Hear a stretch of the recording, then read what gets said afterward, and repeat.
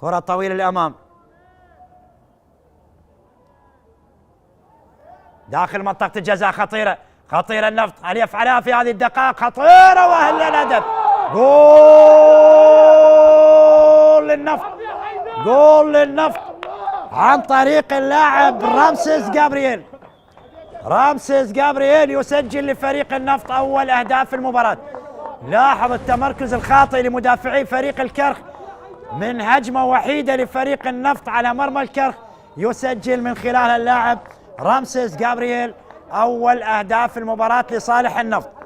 الكاميروني يسجل أول أهداف المباراة للنفط في مرمى الكرخ بأداء مرور أكثر من 25 دقيقة، بأداء رتيب جدا ما بين الفريقين.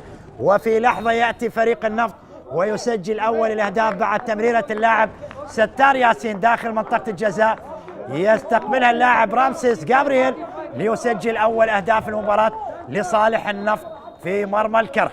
لاحظ الفرصة الوحيدة والتمركز الخاطئ لمدافعي فريق الكرخ يكلف فريق الكرخ أول أهداف المباراة.